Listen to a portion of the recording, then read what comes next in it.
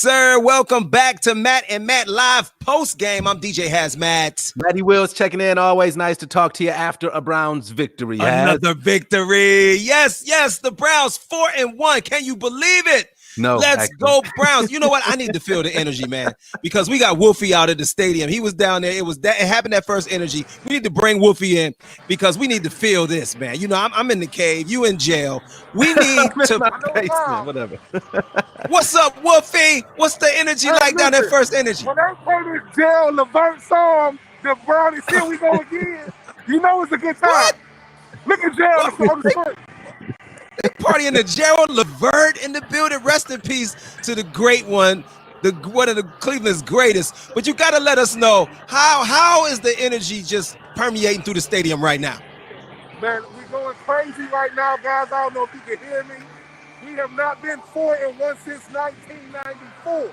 Okay? Woo! Okay? We just beat one of the best defensive teams in the NFL. So I know my boys is on fire. We going crazy down here, Come on, Wolfie. Come on, Wolfie. Hey, Wolfie. Hey, party with with all the fans, Wolfie. Tell them we said what's up. Make sure you let them know to check in with us, and we gonna get back with you, man. Hey, appreciate you. Keep holding it down. That is the Cleveland Browns official DJ right there, Brian Wolf. Yes. Oh man, hey, this feels great, man. Like he said, first time since '94. That was like the last year right before the team was stolen and taken to Baltimore. So well, let's dive into it, man. Well, we got one more guest. That's right. We gotta. So we got our energy. He got to speak for this. He got to speak for this. Shout out to all our comments coming in. John, hi everyone. Go Browns. What's up, John? You, Lori, go Browns. Yes. Right. Okay. All right. And thank you to Wolfie. So let's bring in, and he was brave enough to come back. B Swift, Indianapolis. How you doing, sir? You know, I almost didn't join this, right? No, don't be like that, man. You can't be a poor like sport. No. He said, I can understand. But listen, man, what do you think was the biggest? What was the biggest reason why you guys couldn't have pulled it out today? Because it got close. Because we gave Phillip Rivers $25 million for 1 year. Somebody is mad about that. So are you saying that he's not setting a good example right now? I mean, y'all record is still good. It's not as good as 4-1. Like it's still good. Listen, we started 3-2 last year and didn't make the playoffs. For sure. So why do you think the quarterback changed then? If you did good and you just didn't make the playoffs and you had Jacoby Brissett, why go after old man Rivers? I honestly think our front office is a little crazy. Like personally, you know what I mean? And not to say we needed a second option. I like Jacoby, but I think we needed something different there, maybe something young, just as a what if this happens, we got a backup and we're preparing for the future. I don't think the old man Rivers was it. And again, he's had some great games this season, so I can't knock him like he's trash because he's not. No, listen. I don't think, this is only game 5, so you still got to give old man Rivers a chance. He just couldn't do it against us. We had to take it away from him a couple times. Come on out the first 2 interceptions, 1 pick 6. And Myles Garrett got acquainted with him quite often today. Sure. You know, best defensive pass rusher in the league, I might say. For sure. And you witnessed it firsthand, sir. So, but overall, y'all had a great game. Like when you look at our rushing yards, we got 68 yards rushing, bro. We're not gonna win no game with 68 yards on the ground. Like it's not gonna happen. For sure. Well, we see you, Elizabeth Logan. Yay, Browns. Yay, hello. What's happening? Corey Brooks. Corey Brooks. Brownies. Here we go. See you, Corey. Hey, so B Swift, you know, I know it's torture. We don't want to hold you, man. We appreciate you checking back in with us. You're a man of your word. Being a good sport and jumping back on. So listen, say what's up to our Brady. Go ahead. I appreciate y'all for letting me on. I'm ready for your recap. So please make sure I get that please when you drop, sir. Can I? Yeah, I got you. I'm gonna send it straight to you. You know I gotta send it straight to you. You know what I mean? On the air tomorrow. There you go. You gonna play it? Okay, that's cool. Now that's love. That's a good sport, and we love our Radio 1 family in Indianapolis, man. Peace to B Swift, man. Thanks again, Appreciate you, though. Yanni Rue checking in as well. Good game, Browns. We see you, Yanni. We see you, bro. Yes. We'll talk about them Niners tomorrow, bro.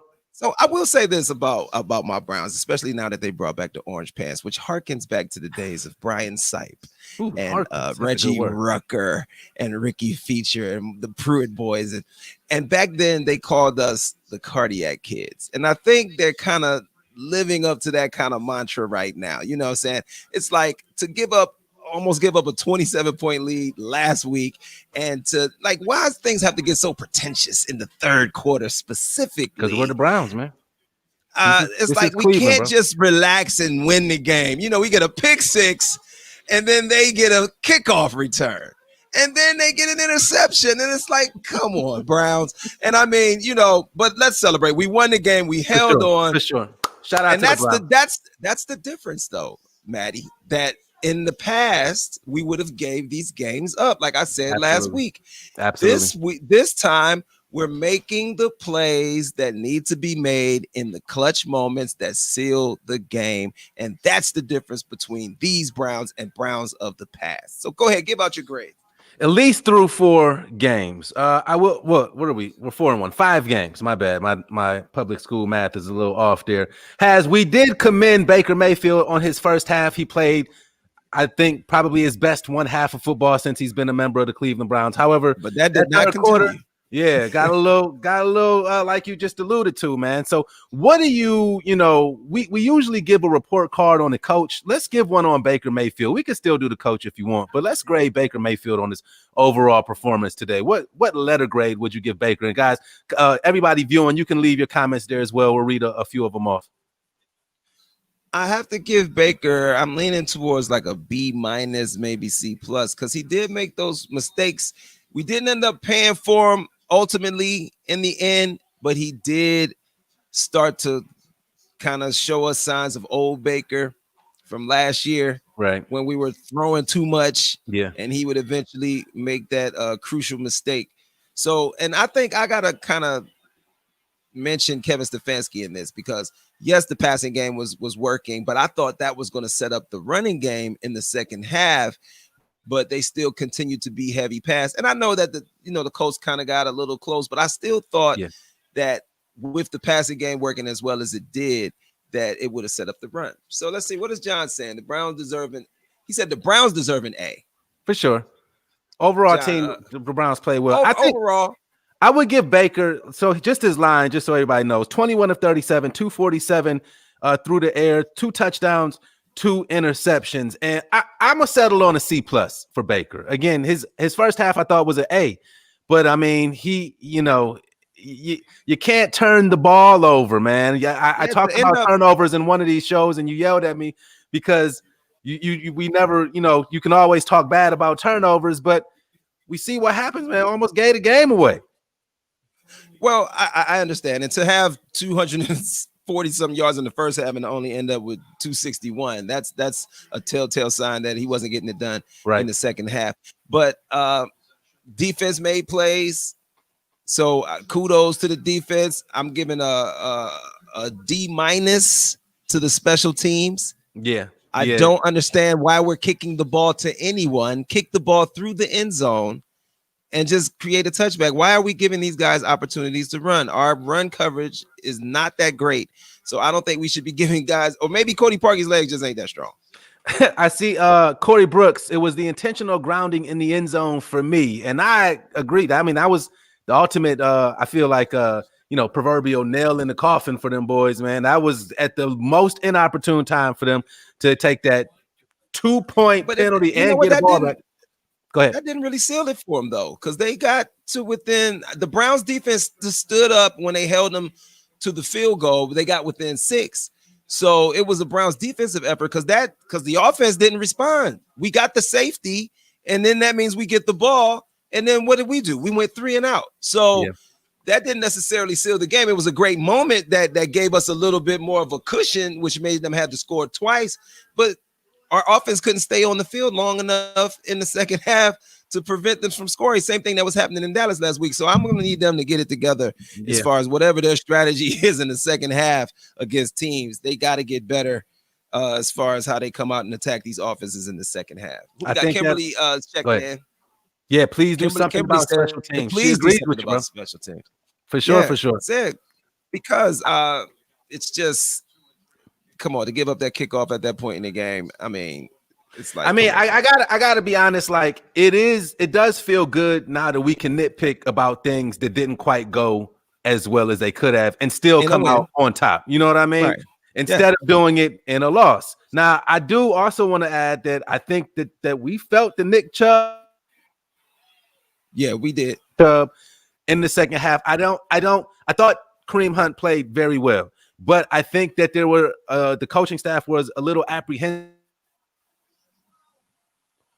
I think we're getting a little freezing from the Matty Wilson running the ball more, and I think not having Nick Chubb there may have led the coaching staff to lean more on Baker's arm, which almost got disastrous there at the end. You think so? After we rushed for 307 yards, after we rushed for 307 yards last week, you think the absence of Nick Chubb made them pass more? I didn't hear my internet's being iffy, man. What'd you say? I said after rushing for 307 yards without Nick Chubb last week, you think the absence of Nick Chubb made them pass more today? I think Kevin Stefanski saw how too much. I think that we passed too much, and I think that one of the reasons why we passed too much is because Nick Chubb is not available. So I think we were trying to find other ways to be productive. If every other game, every other quarter this year, I mean, outside of OBJ going crazy last week in Dallas, has been about the run game. Like everything's been set up by the run game. And I think that we could have leaned on that a little bit more had Chubb been available. No, I think, well, okay. I kind of understand that our running game wasn't as effective as you would have liked, but I don't think that they went away from the running game because Nick Chubb wasn't there. Because when Nick Chubb wasn't there last week, we still rushed for 307 yards. They still had a good day as if he was there. So I think they just saw something in the Colts defense that he could attack through the air and took advantage of that. But I think that when it was time to turn back to the run, he might have waited a little too late, or maybe a drive or two too late to turn back to the run to try and milk that clock. But Dearness was able to get a clutch run. He wasn't that effective, but he had the one clutch run that kind of sealed it for us there at the end. So game ball, where do you want to go with the game ball? Corey coming strong with the comments. He's the MVP of the comments right now. Comes in, Redwine comes in and grabs the interception. His first play, backup safety. That was a huge play. And then Myles Garrett, Myles Garrett's tackles stood out. He is shining, you've been saying it today and every week. He early favorite for defensive player of the year, man. I mean, he's getting a sack and a fumble almost every game, it seems. And even if it's not a sack or a fumble, he is causing a disruption in that backfield. He caused Phillip Rivers to throw an interception just by bull rushing his man into Phillip Rivers and causing Phillip Rivers to panic. Even if he's not getting him, he's panicking and worrying about Myles. And Myles leads the league in sacks now with 6 sacks. And I'm giving my game ball to Myles Garrett, man. And I gotta, I'm giving it to the defense because they definitely made the plays that needed to be made. They stood up, the 2 picks, all of the pressures that they put on Phillip Rivers. They really had him rattled out there. And so I'm giving my game ball to Myles Garrett and that Browns defense. All right, let's turn our attention towards. I'm going to give my game ball my fault. I took, some coach spotlight shine away when I made us do a report card on Baker instead of Coach Kevin Stefanski. I'm going to give my game ball to Coach, man. I feel like this is the most disciplined Browns team that I can remember seeing. And a lot of just being able to close out close games, even when they get a little closer than they should be, is just being disciplined and doing the little things right. And I think we've seen the opposite of that effect with the last 2 coaches that were in Cleveland, right? I mean, stupid penalties, crazy third down penalties that take you from a 3rd and short to a 3rd and long, just stupid things like that repeatedly happen over and over. That doesn't seem to be happening thus far with Coach, man. So I'm going to give my game ball to Coach Kevin Stefanski. Now, next week, Kaz, as we look forward, the Steelers week, man. Like, it is officially Steelers week, like right now. This game is over. The Browns are 4-1. The Steelers won today. They're still undefeated. What do you anticipate for that, man? Big Ben looks like he still got it. Well, before I go there, I got to give a shout out to Treadmill. They're giving these comments, so I want to acknowledge their comments. For sure. He said he thinks just like me. He thinks we didn't run as much because the Colts weren't going to expect us to. So we passed instead, and messed up their game plan. So the Colts came in ready to defend the run, and we exploited that by going over top. And I'll say that we messed up their game plan until Baker almost got his head tore off down in the fourth quarter. Now you drop back the pass every down.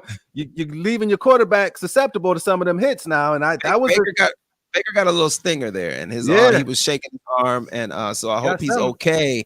But if your arm is messed up, you better let the coach know. Don't call no pass play and make me expose myself out here.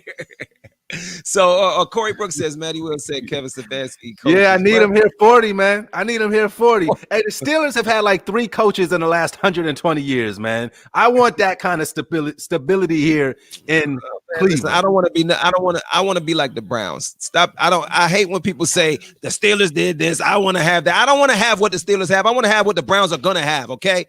Damn the Steelers. Matter of fact, since you brought it up, we are going to be facing the Steelers next Sunday in Heinz Field. Yeah, so undefeated. Yes, but it got a little close for them. For sure. Philly almost came back and won that game, but they missed the field goal that could have decided long 57. I turned it on for a second. I saw that. So then that makes me wonder. People were saying that the Pittsburgh's defense is so good, and then why was Carson Wentz and them able to kind of slice it up a little bit out there? So that gives me encouragement to know that it is what it is. They're 4-0. We're 4-1. Let's go, because I think we're ready to take on the challenge of the Pittsburgh Steelers this year. Okay. Looking forward to the game. Is that going to be a 1:00 game? I didn't look at that, but I can look at the schedule right now and tell you. I think that the lack of full stadiums benefits a team like the Browns, a younger team. It will be a 1:00 game, by the way. Okay, early game next week. So that means halftime will fall around 2:30. So y'all make sure y'all right here for Matt Live next weekend. But I don't know. I can't pick that game. I'm looking forward to it. Big Ben is looking. The rookie wide receiver today, 3 receiving touchdowns, 4 total touchdowns. Big Ben just gets up to the line of scrimmage, and he reminds me of Peyton Manning in the sense that he can look at the defense and then change everything he wants and gets guys open. That concerns me because we got Sendejo running around back there like a chicken with his head cut off. All right. So I don't know what to expect from that perspective. But if the Browns stick to our game plan offensively, I truly, truly believe we will be in every game. If we stick and play the way that we've been playing offensively, we'll be in every game. So it should be a fun one.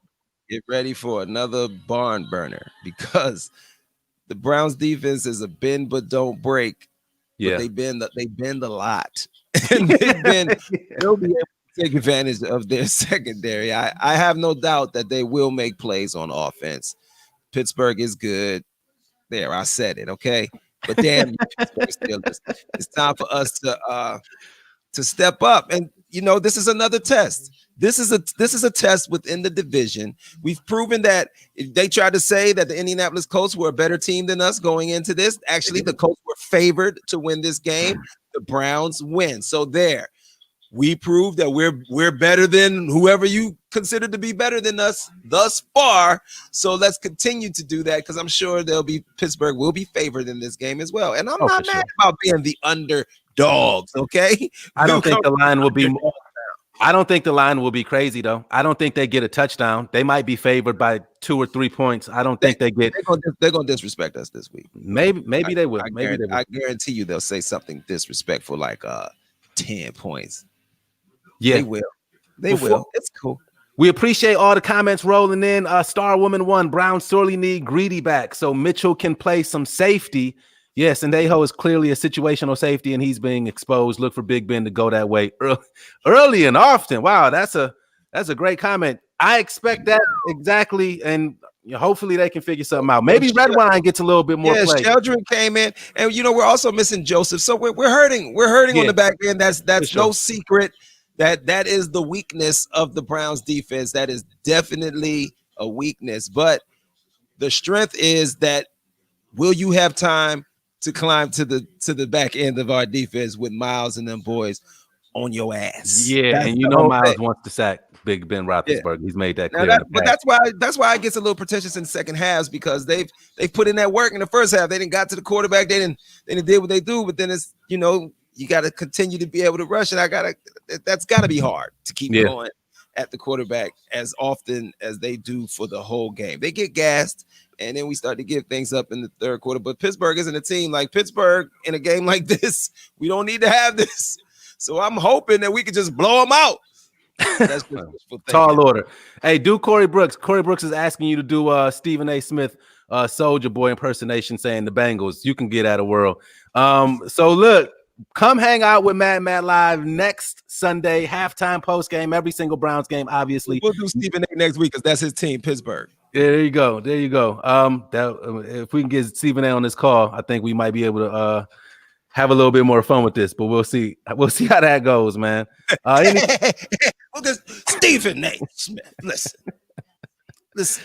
When Ben Roethlisberger and those boys, the Browns,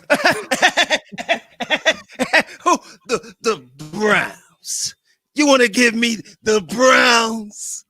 Yes, Stephen A. We'll be giving you the Browns next week. I'll call Stephen A. I'll get him on this show next week. He'll be here live to eat crow, because he's going to talk bad all week on First Take, and you can tell him, Hazmat said it. Be ready for the recap, baby. But let's first things first. I got to get in the lab and get this recap going. So I'm done here. This has been Matt and Matt Live. Deanna's laughing at you, bro. Just so you know. She thought your impersonation was amazing. Hey, we appreciate y'all rocking with us. Haz, I'm sorry I cut you off, dog. You go ahead and do what we rehearsed. This has been Matt and Matt Live. I'm DJ Hazmat. And I'm Matty Willz. Peace.